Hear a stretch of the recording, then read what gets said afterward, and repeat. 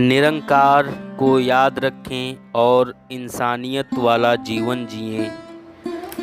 साथ संगत जी, प्यार से कहना धन निरंकार जी।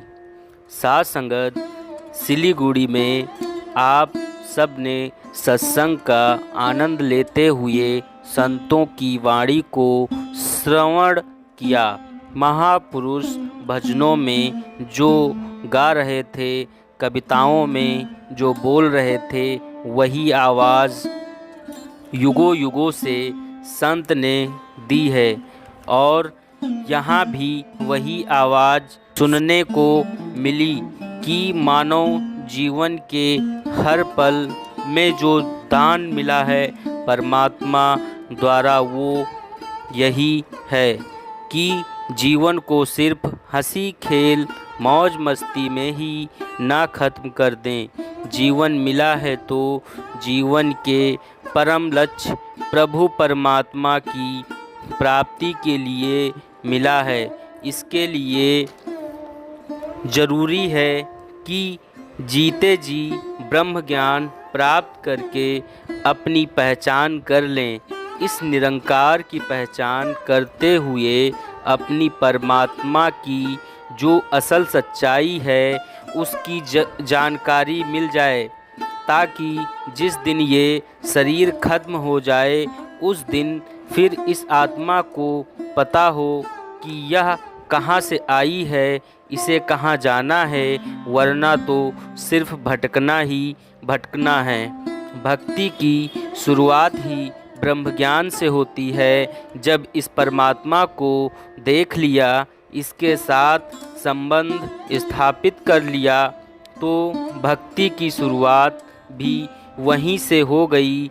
फिर भक्ति को और मजबूत करने के लिए विश्वास की बात आती है, तो जो एक बहुत ही सरल तरीका है कि नित्य प्रति संतों के संग रहें, सत्संग में आकर अच्छे गुणों को श्रवण किया करें, अपनी आध्यात्मिक जड़ों को और मजबूत किया करें, मन का रिश्ता इस परमात्मा के साथ सुमिरन द्वारा और पक्का किया करें। अपने जीवन को पूरे संसार की मानवता के लिए निस्वार्थ सेवा द्वारा समर्पित किया जाए। परमपिता परमात्मा निरंकार, जिस भी नाम से इसे हम बुलाएं, ये सच्चाई हमेशा से थी और हमेशा रहेगी। अक्सर इंसान जब किसी को कुछ करते हुए देखता है तो वह भी बिना सोचे समझे वही कार्य करने लग जाता है। इस परमात्मा ने अपनी जो बुद्धि विवेक चेतना दी है, उसका प्रयोग करना भूल जाता है कि किसी एक ने कोई कार्य कर लिया तो दूसरा भी अंधाधुंध वही कार्य करने लग जाता है। बात वही आती है कि एक नकल भी अगर हम बिना कारण जाने करेंगे तो वो हमें लाभदायक नहीं रहेगा। जैसे स्कूल में किसी बच्चे को अगर खुद कुछ ना आता हो और सिर्फ आगे वाला अपनी परीक्षा में क्या लिख रहा है बस उसी की नकल करके लिखता गया, तो उसकी अपनी बुद्धि तो बढ़ी नहीं, दिमाग में उसकी बेहतरी के लिए तो कुछ हुआ ही नहीं। सिर्फ कुछ नंबर ज़रूर परीक्षा में ज़्यादा आ जाएंगे। ऐसा करने से असल में इंसान भक्ति में भी ऐसा ही करने लग गया है। अक्सर कह दिया जाता है कि कोई व्यक्ति ऐसा कुछ कर रहा है तो उसके पास बहुत सारी दौलत आ गई।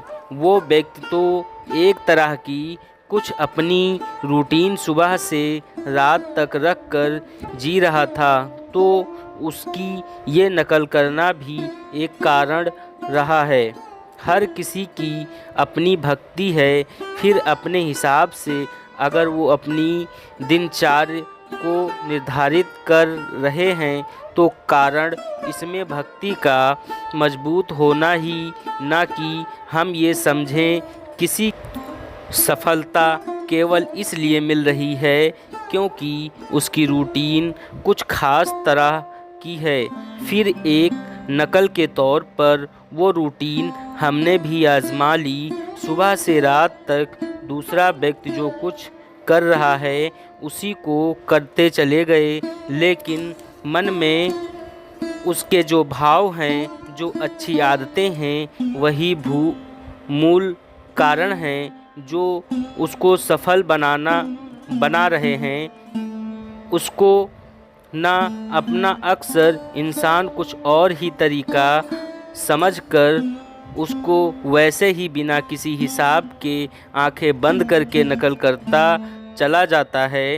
अक्सर यही बात संत महात्मा हमेशा से समझाते रहे हैं कि हर एक की भक्ति की अपनी व्यक्तिगत यात्रा है, हर एक अपना मार्ग है। संत क्या आवाज़ दे रहे हैं, क्या करने के लिए कह रहे हैं, जब हम ध्यान देते हैं तो यही स्पष्ट होता है कि इंसान को ब्रह्म ज्ञान लेने की ही ज़रूरत समझाई गई है। बात वही है कि जब परमात्मा का एहसास हर समय रहेगा तो हम जो भी कार्य करेंगे वो हमारी भक्ति बनता चला जाता है। किसी को कुछ अच्छा लगता है तो उसे अपनाना उस तरह से तो अच्छा है जिसमें हमारी भलाई हो, पर बिना आवाज़ जाने एक जो अंधविश्वास भी कह ले कि किसी ने ऐसा किया कि ये प्रथा चलती आ रही है, तो उसको सुनकर उसी तरह उसी भेड़ चाल में चलते गए। तो हर चीज़ का जब एक सही कारण पता हो तभी वो कार्य करना मुबारक रहता है, वरना तो संसार में अनेक भ्रम हैं और सिर्फ ब्रह्म ज्ञान द्वारा ही भ्रम भूलेंगे भ्रांतियाँ और वो झूठ सामने आता है। सच्चाई का रास्ता ब्रह्म ज्ञान द्वारा ही समझ में आता है कि किस तरह से अगर संसार को उत्पन्न ही अगर इस परमात्मा ने किया है तो इसकी बनाई कोई भी रचना अशुभ नहीं है। फिर तो यही पता चलता है कि हर समय ही एक मुबारक समय है। कोई दिन, कोई घंटा, कोई ख़ास उसमें अच्छाई उस तरह से नहीं है। सभी समय परमात्मा के बनाए हुए ही हैं। कोई भी दिशा ज़्यादा श्रेष्ठ या कम श्रेष्ठ नहीं है। सारी दिशाएं ही इस परमात्मा ने बनाई है। सभी इंसान श्रेष्ठ हैं, सभी इस परमात्मा के बनाए हुए हैं। तो अगर कहीं ऊंच नीच, जात पात, रंग, नस्ल आदि किसी तरह के भेदभाव हैं और उसके कारण ही हम अगर किसी से नफ़रत करने का कारण ढूंढ रहे हैं तो इसमें नुकसान हमारा ही है, क्योंकि परमात्मा ने तो सभी को एक समान ही बनाया है। सभी के अंदर तत्व भी एक जैसे लगे हैं। शक्ल भी देखें तो आँख, नाक, कान, मुंह, हर शरीर में ये सभी एक समान ही कार्य कर रहे हैं, पर हमने इंसानों में फ़र्क करने का कारण ढूंढ लिया कि वो उस प्रांत का है, उस देश का है, उस तरह का खाना खाता है, उस तरह की बोली भाषा बोलता है।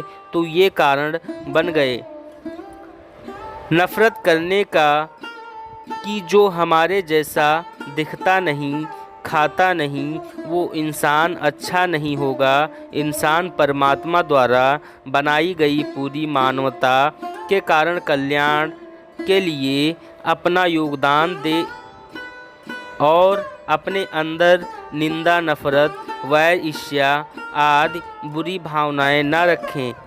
प्यार, नम्रता, सहनशीलता, विशालता, करुणा जैसी अच्छाई को मन में पालें, जो कि मानव में एक मानवीय गुण होने का ही प्रमाण है कि वो असल में मानव है, तो कैसे एक अच्छाई और सच्चाई का रास्ता ब्रह्मज्ञान द्वारा मिलता है। इस निरंकार के एहसास में रंग के जो भी हमारा फिर रास्ता होगा, जब तक ये एहसास है मन में, तब तक वो रास्ता भी सही रहेगा। जिस समय हम निरंकार को भूल जाते हैं, अपने अंदर अहंकार को मजबूती देते हैं और ये मान लेते हैं कि हम ही श्रेष्ठ हैं, हमारे द्वारा किए गए कार्य ही महत्वपूर्ण हैं, तो फिर अहंकार मन को प्रबल होने के कारण हम अपना भी नुकसान कर देते हैं और दूसरों का भी उससे कोई हित नहीं हो पाता है। अक्सर स्वयं को आगे बढ़ाने की भी बात आती है कि सेवा करते करते अगर हमें लगता है कि हम अगर कोई कार्य करें तो दूसरे को बता दें कि हम इतना सारा दान कर रहे हैं, हम इतने महान काम कर रहे हैं, हम इतनी ज़िंदगियों को में अच्छाई डाल रहे हैं, तो फिर समझो कि वो सेवा भी एक दिखावे की सेवा ही हो गई। जब मकसद ये कि मैं ये सेवा कर रहा हूँ तो लोग मुझे पहचाने कि मैं कितना अच्छा इंसान हूँ, कितना कुछ करता हूँ समाज के लिए। जब मन में ये बात आ जाएगी कि करता तो यह परमात्मा है, इस परमात्मा ने ही बल बाख्या है, तभी ये शरीर चल रहा है, तभी इस परमात्मा ने भी जितनी भी दौलत दी है उससे हम कुछ भलाई के कार्य कर पा रहे हैं। इस परमात्मा ने जितनी बुद्धि दी है उसी के द्वारा हम सही सेवा पा रहे हैं। जब हर काम का श्रेय इस परमात्मा को दिया जाता है, खुद को उस स्थिति में निकाल के कि करवा सकता है। फिर अगर इतने घट चुना तो इससे हमें स्वयं श्रेय लेने की कोई बात ही नहीं। जब ये परमात्मा का कार्य है तो परमात्मा ने भाव आते हैं, तो परमात्मा ने किसी से भी करवा लेना है। जब मन में ऐसे भाव आते हैं तो फिर वो जीवन बहुत ही नम्रता वाला होता है। उन पर यह बुराई की मिट्टी नहीं चढ़ती है। वो जब खुद का भी अस्तित्व नहीं जानते हैं और ये पता है कि ये शरीर, ये मन, ये सोच और ये जो कुछ है हमारे पास और ये तन मन धन सब इस द्वारा प्रभु का ही दिया हुआ है। जब इसकी वस्तु इसी को सौंपते हैं तो फिर अपना तो कुछ रहा ही नहीं। प्यार से कहना, धन निरंकार।